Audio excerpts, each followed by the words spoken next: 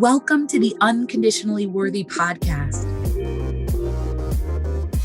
I'm your host, Dr. Adia Gooden, a licensed clinical psychologist who believes deeply that you are worthy unconditionally. Hello, and welcome to episode 38 of the Unconditionally Worthy Podcast. As always, I'm so grateful that you're listening. And today on the podcast, we're going to be talking about a topic that I think is so relevant to many, many people. And I imagine it's going to be relevant to you. I have my good friend, Chandrea Brown, joining me on this episode. And she is a 2-time survivor of burnout. And now she helps other people manage and prevent and address burnout. And so she has a lot of wisdom to share on what contributes to burnout, as well as things that you can start doing to get out of burnout. I think one of the reasons we've seen so many people leaving their jobs and shifting their lives is because they're burned out. Some of that is due to work dynamics, systemic dynamics, societal things. But I think people are feeling exhausted and burned out. And so I'm so glad to talk with Chandrea about this today and talk about some of the interconnections between burnout and self-worth. I know that you're going to find this episode incredibly valuable, so be sure to listen to the end. And as always, I'd so appreciate it if you would leave us a rating and a review and let us know what you think. Let's get into the show.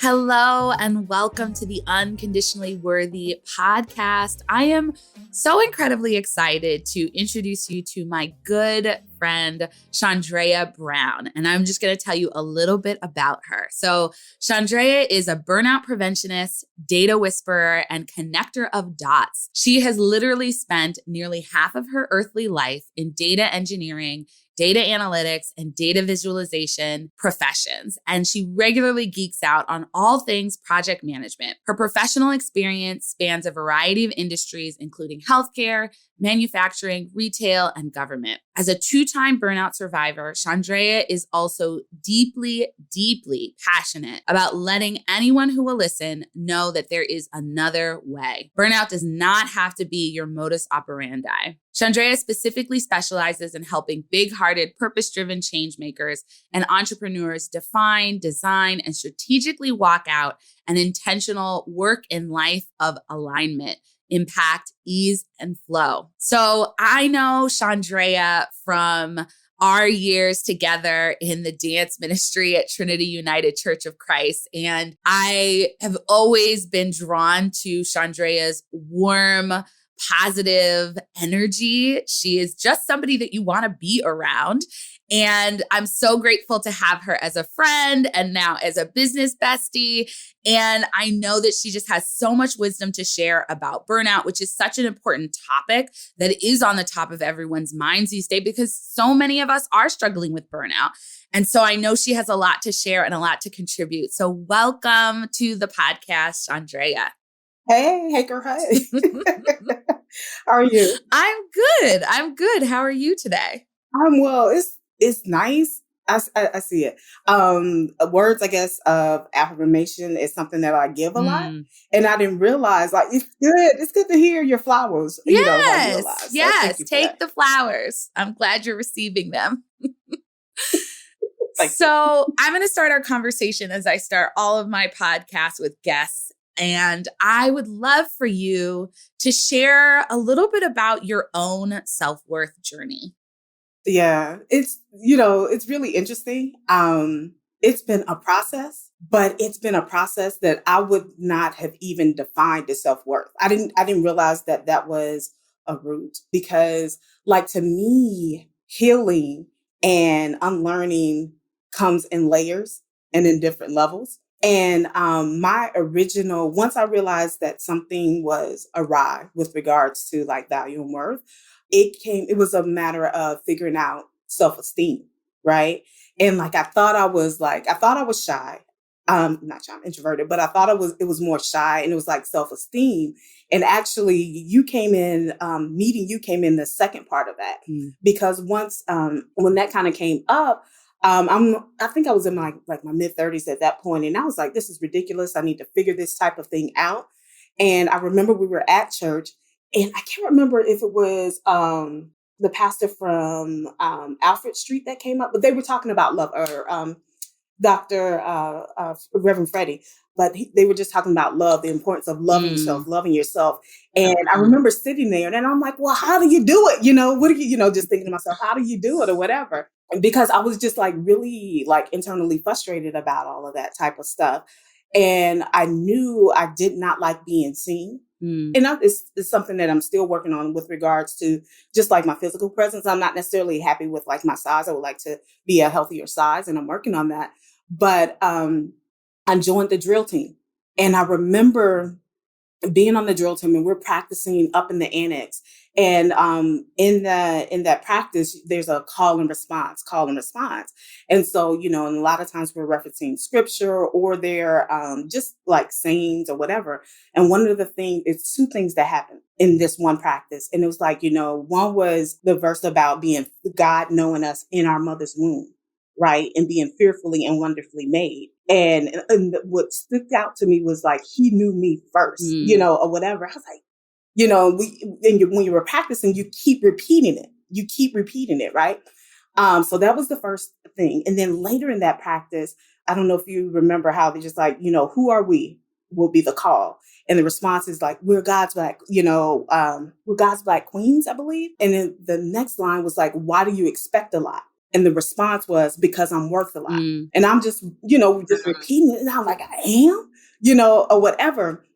And so the point of me like joining the drill team was because I knew I was afraid to be in front of people. And at the time, our sanctuary would feel like 2,500 people per service, and it's just like, let me try this, and I would have the bubble guts and all of that. But just, it's really interesting, like embodying those words, because those words and those thoughts and those scriptures, it didn't really register initially. Like it took time to do that. And then I went from there, from drill team to dance, right? And with dance, it's like, and coming up, I grew up like in a holiness church or whatever, and really wasn't allowed to listen to worldly music or whatever. And so again, I'm in my 30s before I really realized how much I enjoyed dance or whatever. And so I would take salsa and like hip hop and all of that type of stuff. And again, with the dance and listening like to the lyrics of the words. And for me, I would really try to get in the mindset of, what the artist is singing. Marvin Sapp were some of my favorite songs, and just how like you can embody those things or whatever.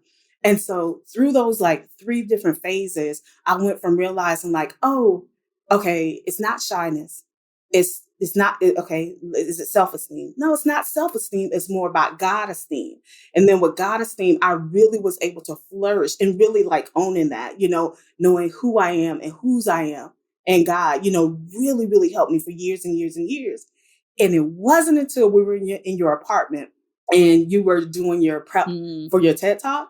And this is the first time like we had heard it or whatever. And you were just like self-worth. I was like, oh my gosh, And to me, I think that self-worth is more on the lines of God-esteem. But when you said it, I was like, this is it. So yeah.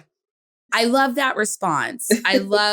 There's a few things. So one is you talking about using your faith in such a helpful way to get to a place of believing that you're worthy, and sort of this interconnections between, scripture and repeating it and repeating these affirmations and allowing them to sink in. And then sort of finding your sense of worthiness beyond what you do, beyond self-esteem, which I think is very outward. And for you, that was sort of connected to God and being a child of God, and then sort of hearing my talk. And it was so fun to have you all over. I had a group of people over, group of friends over to help me polish, finalize, practice my Cultivating Unconditional Self-Worth TEDx talk. And Chandrea was one of the people who helped and supported me. I think the other thing that came up for me as you were talking is I see you as somebody who has a lot of courage, who dives headfirst into things that make you scared, right? Because you're sort of talking about, okay, so I don't like to be seen, so I'm going to sign up for the drill team, right? And not like I'm going to serve in the back of the church where nobody can see me, but like I'm going to force myself to go front and center to do this thing I don't want to do, right? I also remember when you did the storytelling, The improv. improv group where you had to sort of stand on stage and perform and just really sort of work through those fears. And I wonder what it is that helped you to sort of take those leaps, even though you were doing something that made you really uncomfortable, that was hard, that was scary. Listen, truth be told, I'm doing it right now, but that's neither here nor there. I don't know. And that's the thing when I think about in this last year, just over a year, moving into really dipping my toe into entrepreneurship. It's like it's been such a mental game to get my mind right. And what I realized at one point is just like there also is like kind of fatigue with this process, that I have to like kind of temper what I'm doing from an entrepreneur perspective, because it's like, yes, I would do these things that absolutely petrify me. Don't get it twisted, like the outcome might be cool and like after the fact, but it's like physically like sick, and sick. And I don't know what that is about, because fear is something that I still deal with, but it's such an oxymoron because it's like, I know I can do hard things. I've done it. But, I try not to do it like all the time. So like I said, with entrepreneurship, being that this was a whole year of consistently like stretching myself, because I don't want to, it was such a long time before I realized that how much agency I had in building and creating the life that I want. And it's like, I know, I'm like, I can't stay still.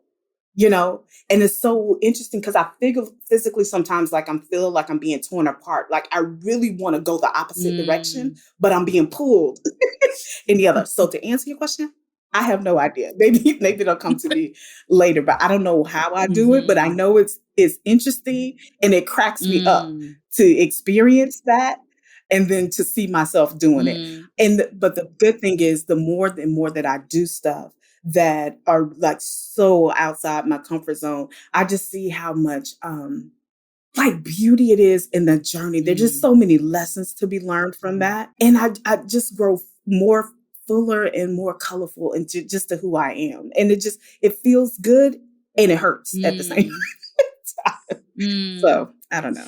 Yeah, I mean, I think if I could, I felt like I was starting to hear you say that you do it in spurts, right? Like you don't, Typically. like you don't like force yourself to like, every day I'm going to public speak or every day I'm going to, and I think that's so healthy because I think sometimes people feel like if I'm on a journey of growth, I have to be on that journey on 10 all the time. And it's exhausting and we cannot do that. Right. And so taking breaks, right, intentionally engaging and then taking time away to care for ourselves. I feel like that's something you are a really good model of. And we'll talk more about that when we get into the burnout. And I think the other thing with just, if I'm thinking about things I've observed you do, is that you also very intentionally seek out structure and support, right? Like you are not someone who is like, I'm going to be an entrepreneur and that means I'm going to be a solopreneur and I'm just going to do it all by myself. And you're like, I'm in this Black women's leadership group and we're meeting and I'm getting mentorship and support. I signed up for this course or program and I'm getting mentorship and support, or I'm taking this or I'm joining, the drill team and there's support there. So it also seems like you're thoughtful about entering spaces that provide support structure to help you grow so that you're not just out there doing it on your own by yourself. And that's interesting because initially, like you mentioned, the drill team and dance, with those two, those weren't even intentional things to put support. I was just like, okay, I'm absolutely petrified to be seen. I prefer to hide. That looks, you know what it is, Adia, a part of it? My exploriousness. The fact that I am like insatiably curious as well. And that might be what wins. And it's, I wonder if that's part of it. Oh, Chandrea, you are one of the most curious people I know. You ask the best questions. You ask thought-provoking questions, like really good questions. And so, I think that makes sense. I think that makes sense. I think that wins. And yeah, and even when I think about my values, like, I combine like exploration and curiosity into like one value. And that's like my second value. Mm, When I think about like what's core to me, to not only like to me, curiosity is like observing, like, I wonder, but the exploration is dipping my toe in the water mm, and going and seeing. mm-hmm. So I love that. I love that. yeah. So, one of the things I really Yeah. want to talk with you about, since it's an area of expertise, is burnout. And I'd love for Mhm. you to share how you conceptualize burnout and also like how it showed up in your life. Right. So, you name yourself as a 2-time burnout survivor. So, I'd love to hear both, like, what's your definition of burnout? And then what did that look like in your own life? What were the signs that you were burned out? Yeah, it's really interesting. So, like, from just like a high level definition, I would define burnout as just like chronic exhaustion, and that's in simple terms, just like chronic exhaustion, right? That, and from my understanding, it can manifest in multiple ways, both physically, emotionally, and behaviorally, Mm, right? And it's real interesting as I was just like reflecting on this journey, right? So the first time I went through burnout. I remember, and that's interesting. I actually might see the young lady later today. I remember going to a 40th birthday party, a friend of my professor's daughter out in the suburbs. And so it's a long drive, Naperville. And it was a house party. So, and I'm in a corner because, I'm introverted too, shop, whatever. So I'm in a corner. I'm on the wall. We were on highboy chairs. Me and her sister-in-law were on just highboy chairs and talk. And that's the thing. You know how I'll have deep conversations mm-hmm. anywhere, right? And so I don't know how we got on the topic, but we were just discussing. I guess she had recently hired a personal organizer to come in and organize her home, and I was thinking like, wow, how can you afford that? Because at the time, like I had already like kind of started looking into that. It was like $150 an hour, right? And it takes a while to do that. And I'm like, I live in an urban area and I didn't know if like one would come to me Mm. and all that type of stuff. But what came, and I was like, man, I would need to organize my home in order to bring in an organizer, whatever. And so, but what came out of my mouth was, what inspired you, to get a personal organizer? And she's like, oh, I was having surgery and my husband and I just wanted to, have the home in a certain place. And I remember sitting there, music just jamming or whatever. And we're on the high boy and I paused for a second. I was like, what surgery can I Mm, have so that I can get a break? mm, Right. mm, So, and I don't, we continue talking, I'm chair dancing, whatever. And so at any rate, I'm headed back home on 55. And like I said, it's about an hour drive. And I remember, just passing like Ashland, that Target or whatever on Ashland I'm driving. And I'm like, wait a minute. The fact that having major surgery for a mm, break even crossed my mind, I'm like, this is a problem. mm, I'm like, I don't know what this is. Cause I had been saying burnout and like, I wouldn't say I wasn't sure if I understood exactly what it is or whatever. And I'm like, I've been saying this, but I don't know if that's what it is. So I got home and I started, researching or whatever. And I came across one of the videos that really resonated with me was a TED Talk by Dr. Jerry Paleo. mm, And she equated, or she was mentioning like similarities between burnout and PTSD mm, or whatever. But just like the insight and like the way things showed up, because I know like at work, and like the personalities that typically mm, are prone to burnout, like your type A, very detail oriented, the helpers. And mhm, that's why like I'm passionately drawn to like change makers and purpose driven people, because it's just like oftentimes we might not realize that we're just putting ourselves on the back burner, but like we're serving from an empty cup mhm, or whatever. But the fact that, a couple of years after that, so I think the original bout of burnout might have been like 2015, 2016. And I remember there was just so much shame to that mm, because all I knew was that like it felt like I could not keep up with work, mm, right? And it was taking me forever to do stuff. All of these things were signs, according to like the research I done and Dr. Jared Paleo. Apathy anger or whatever. Mm-hmm. And I was just like, it was just so, so insightful. And it was so insightful to the point where, I'm a sharer anyway. I can't keep a good thing to myself. And so, but I remember like watching this video and doing the research, and I'm like, I think I have to share this with my director, right? From a perspective, like, I think I see other people that might be dealing with this as well, or whatever. And just like the long-term effects of it, like the health effects of having this chronic stress built up in your body or whatever. And so I remember I went to my director and I was like, do you have a couple of minutes to talk? Again, another point where I was very afraid, but it's just like, I can't not say something, or whatever. And, I told him what I had learned or whatever. And he was like, oh, how can I support you or whatever? And I was like, you know what? Can you just listen to this? Can you just listen to the, whatever? Because I didn't want him to necessarily do anything. Because one of the things I realized is, like I said, I had more agency than I thought in the situation.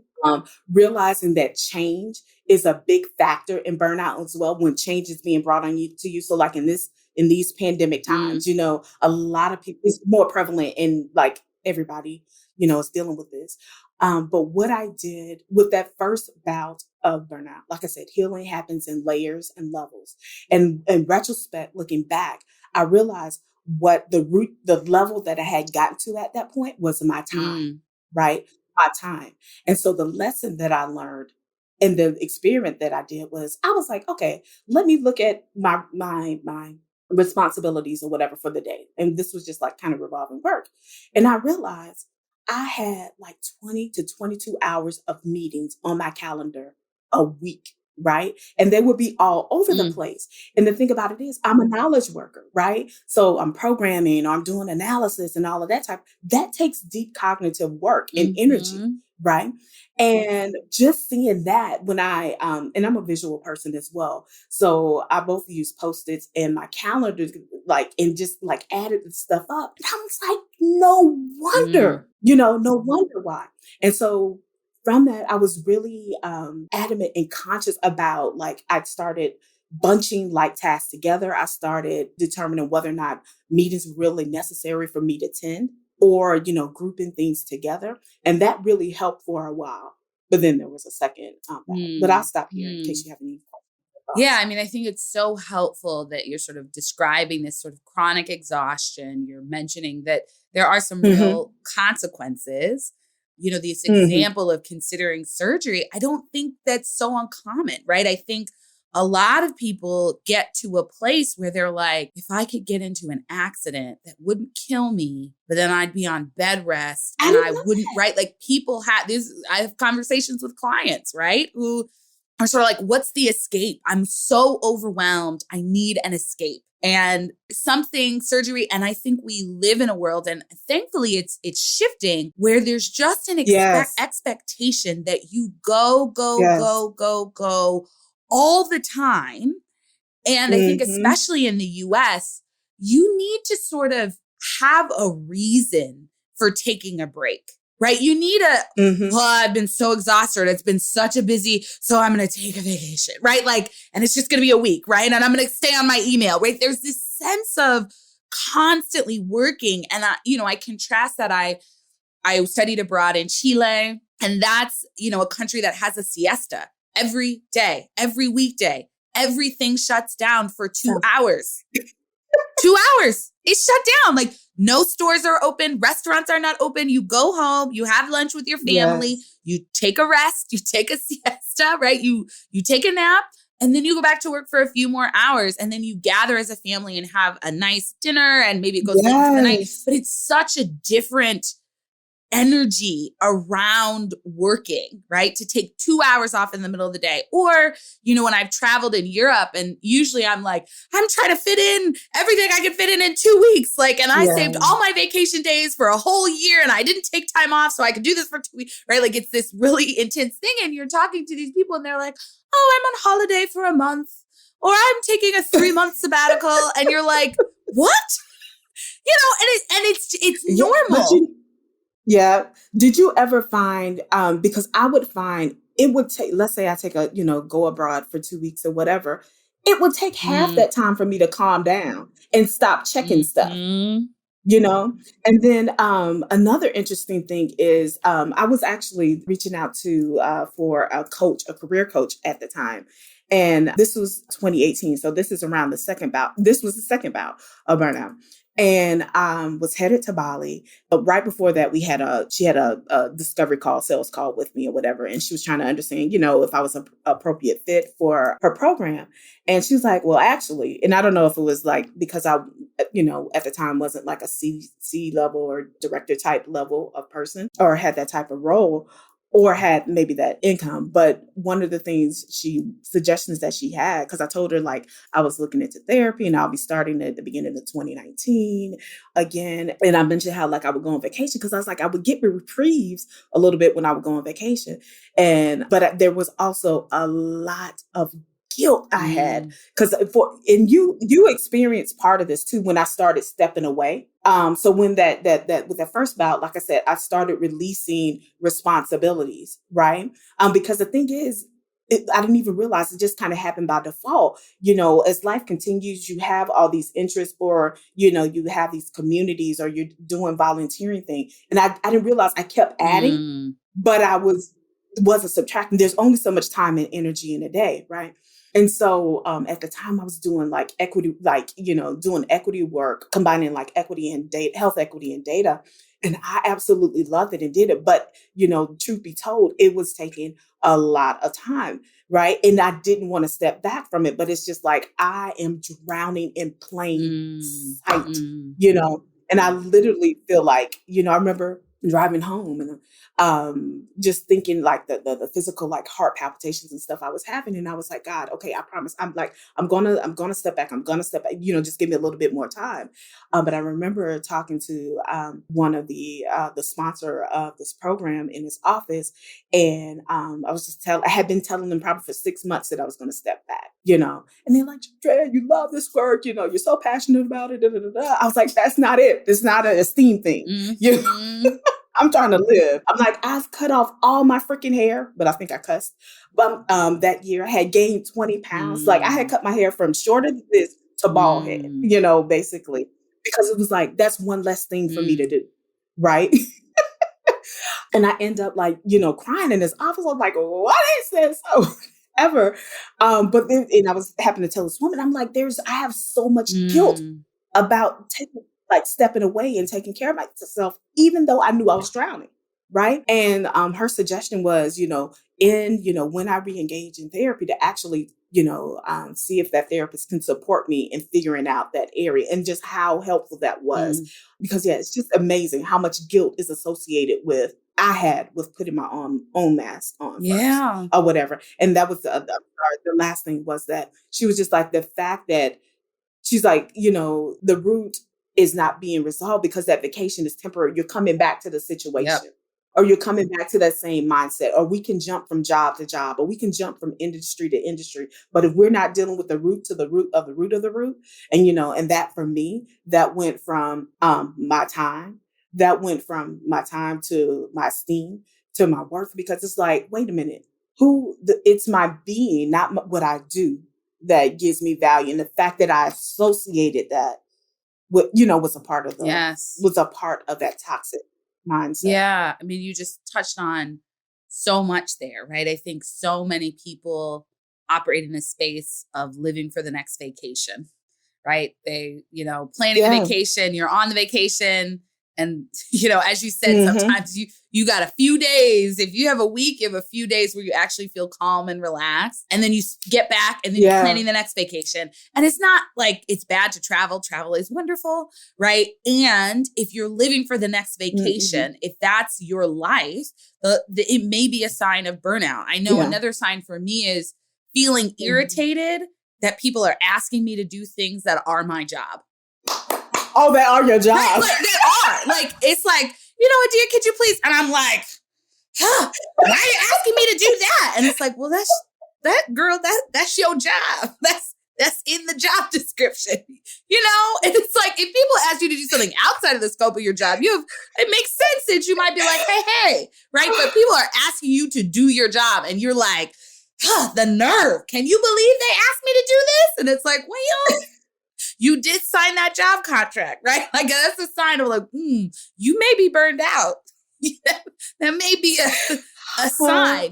I know for me, hilarious. Like with my last job, I was getting burned out and my body would physically like be like, no. Like it was like my body was just saying, no, we don't want to do this. No. Right. Mm-hmm. And so that was a sign, right? My body was giving me signs. I would very much compartmentalize. Like when I was done on the weekends, I was like, I wouldn't check email. And I was like, I'm so happy. And then it's like Monday, I'm like, it's like these are. Oh, it didn't start Sunday night? Right. It didn't start Sunday night? I didn't check my email, so I didn't do that. I thankfully. No, I meant your body. Well, you're right. It probably did start Sunday night with the Sunday scaries and the like gearing up and the getting ready and the all this stuff. So, all of these signs. And I also so appreciate you mentioning the guilt because I really do think that is something that so many of us, I think women in particular, women of color in particular, struggle with, right? And at our jobs, right? I think often, women are the ones working the hardest. Women of color are the ones working the hardest and expected to just do more and more and more and take on core things to your work and then also run the diversity committee and then also do this and then also mentor other people who are younger than you, who are people of color, right? There's all these things. And then there's, I care about my community and I want to do this equity work and or I'm at my church. And, I think church has a particular dynamic where saying no is like, it's framed as, were you saying no to the Lord? And it's like, woo, talk about guilt trip. Right. And so there's all of this pressure. And I think it's connected to a sense of my worth is in my doing versus my being, as you said. My worth is in my productivity. My worth is in people approving of me. And that can sort of drive us to fill our plates, overfill our schedules. I can handle it. I'll keep doing it. I'll keep adding. I'll make it work, even if we're exhausted and frustrated and resentful at the end of the day. Yeah. You know what? I'm glad you brought that up about like particular women of color. So 2 things. Are you familiar with Dr. Joy? Is it DeGruge? Oh, DeGruge? I know the name. Woo! Post-traumatic slave syndrome. DeGruge. Yes. DEGUGRUY. But post-traumatic slave syndrome, and just like, I don't know, that's a long conversation, but they're just the ramifications of being descendants of people that were basically, labored their whole lives, and then for what? And then, or, the impacts, the generational impact of that. Right. And then like in the work, so there's that. And then also like Dr. Kamara Jones, she has all these great allegories with great regards to like health equity.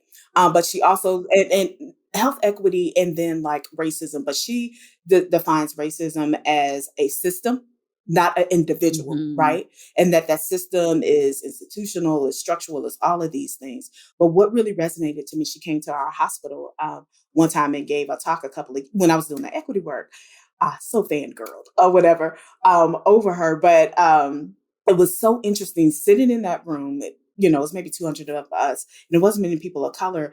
But just like the way that she was able to tell allegories about like how like racism might show up for the impacted as well as the other. But what stood out to me, what I realized is how much I internalized that. And so I guess my whole point is realizing like when we're dealing with these things, I think the first thing is to really like get, like you said, get present in your body because what's the book say? The body keeps the score, right?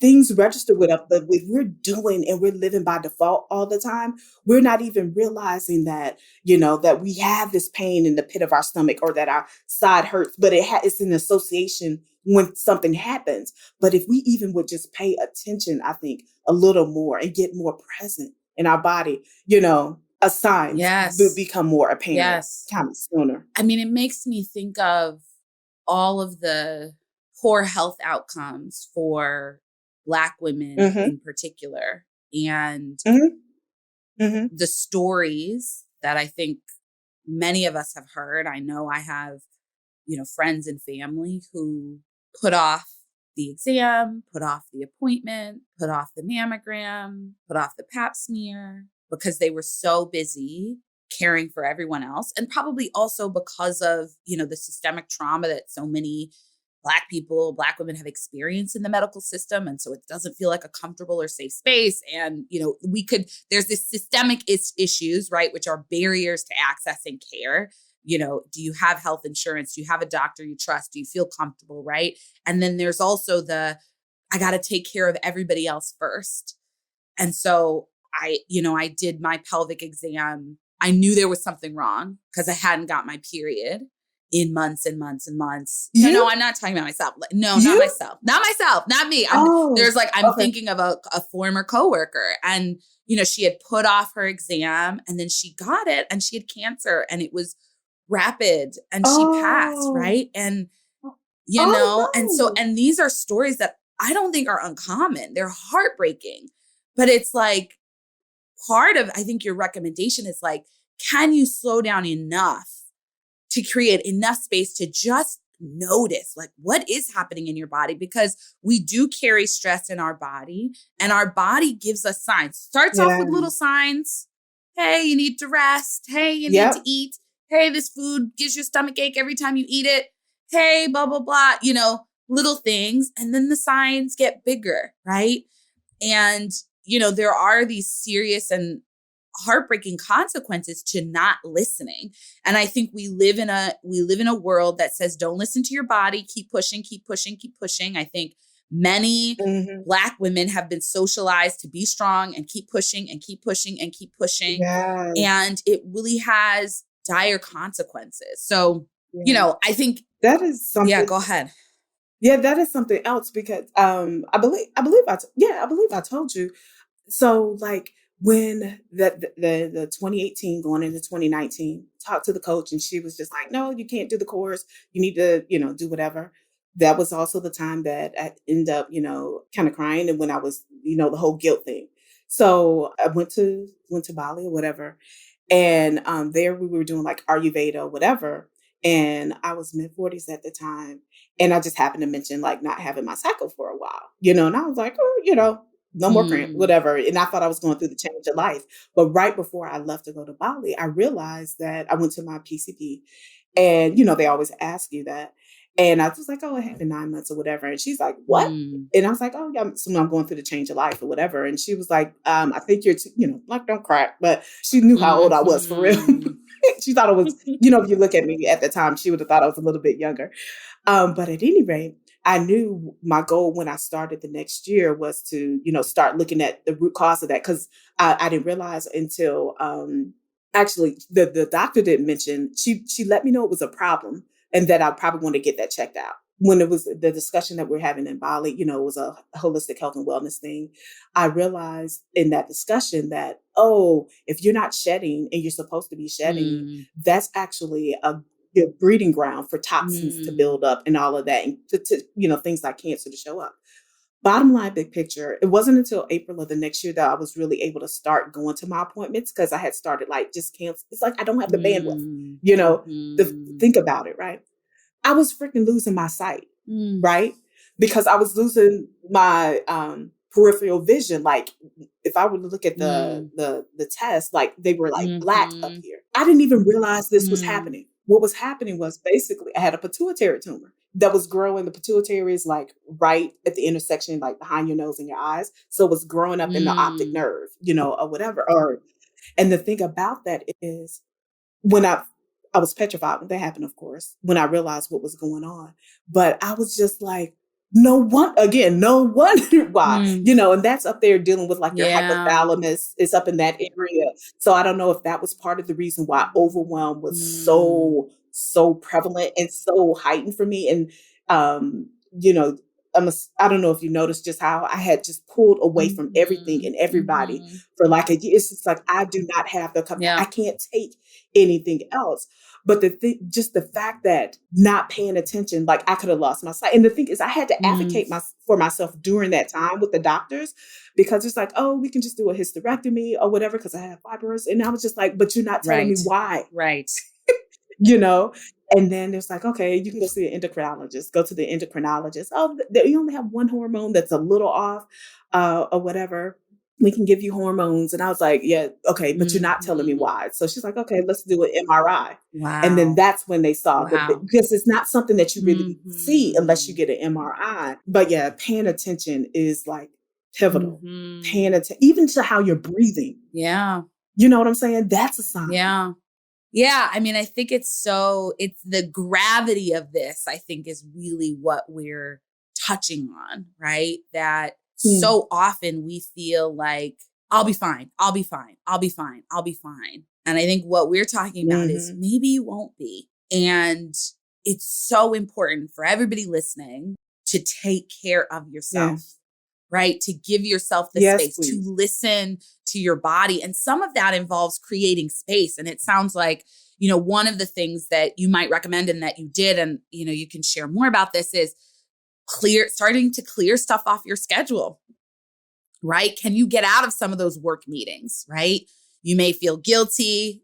That's okay, right? Can you take a break from some of those volunteer programs or activities that you're doing? Again, you may feel guilty. That's okay, right? But how do you start to even create the space to tune in and listen to your body, and then be able to go to the appointment, to take care of yourself, to do what you need to do to make sure that your health is on track? Yeah. I would say, 3 things just from like getting started. Probably one is, again, just like a time perspective, whether you have like Google Calendar or even Post-its, like see what you got going on.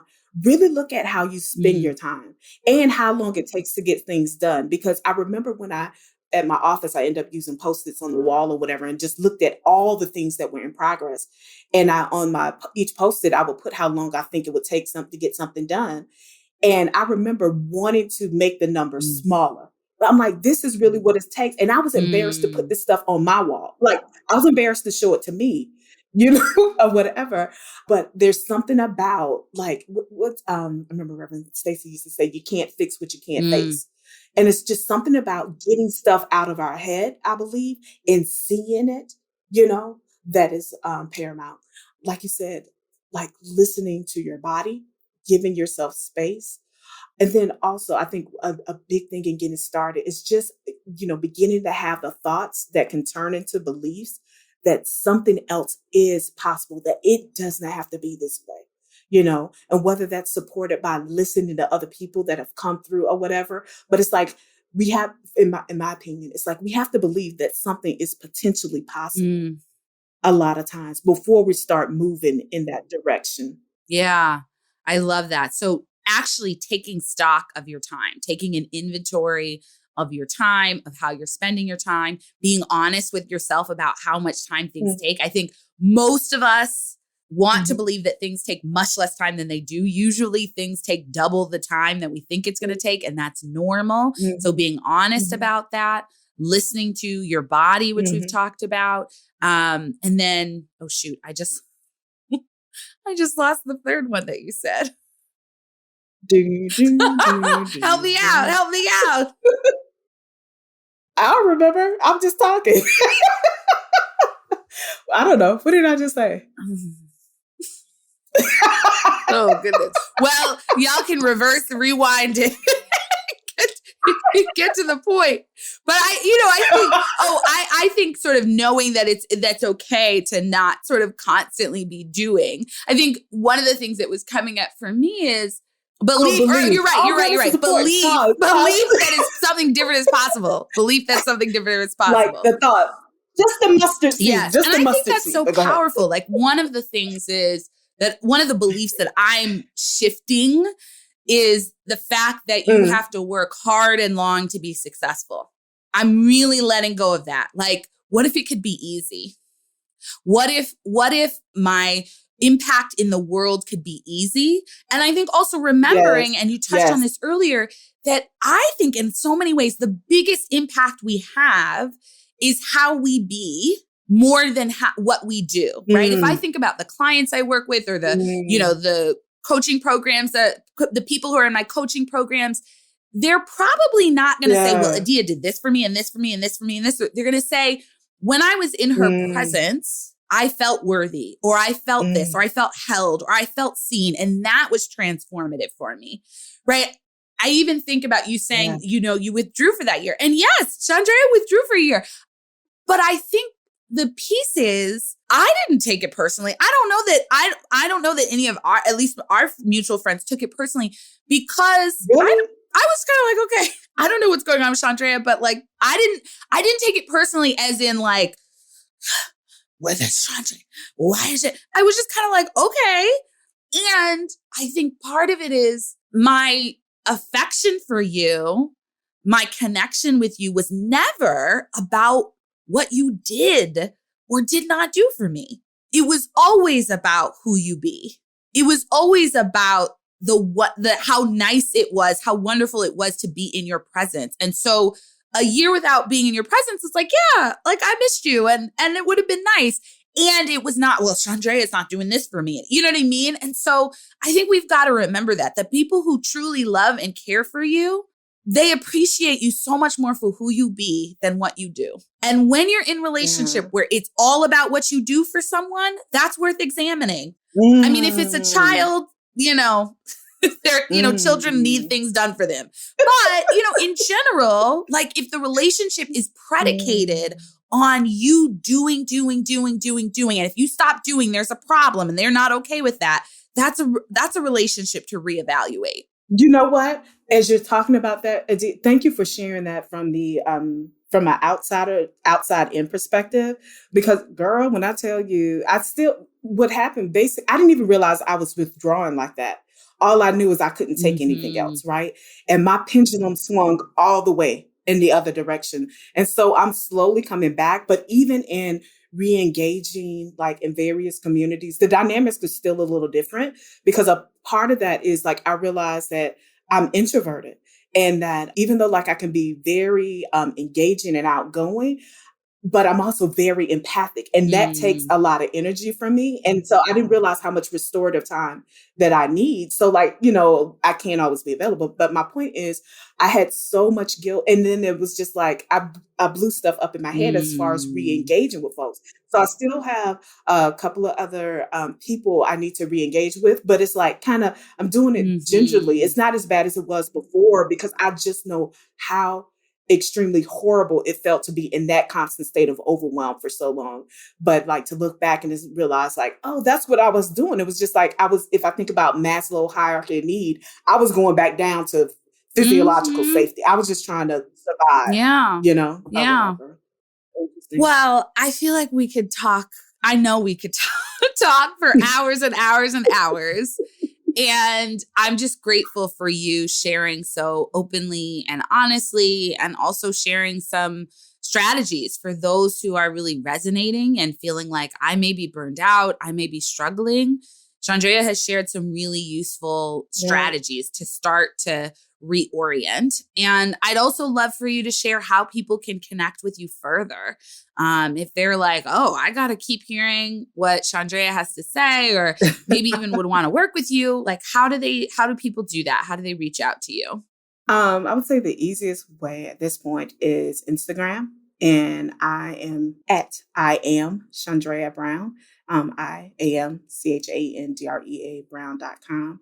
So I'm building, I'm building that out or whatever, but that's probably where you can find me best. But yeah, I'm looking forward to continue and to share, because I know the biggest thing for me was just realize I was thinking I was the only one. And that's part of, like I said, just I can't keep a secret with regards to a good thing. It's just like, there's another way. No, it's not you. There's, we can do something different. And I think it's just like really important that we have compassion and grace and patience for ourselves and others as we figure this thing out, because the environment and the society that we live in, that is the way to go. And it just takes time to unlearn this stuff. But so thank you so much for having me on your show. I'm so official. Your IG will be linked in the show notes, so people can find it there. And we'd love to know what you think. So, if you listen, take a screenshot, share it in your stories, tag Chandrea and I, let us know what you think, or let us know how you're shifting your relationship with burnout and your time and things like that. We'd love to hear it. And we so appreciate you for listening, as always. Thanks so much for being on the show. Bye. Bye. Thank you. Bye.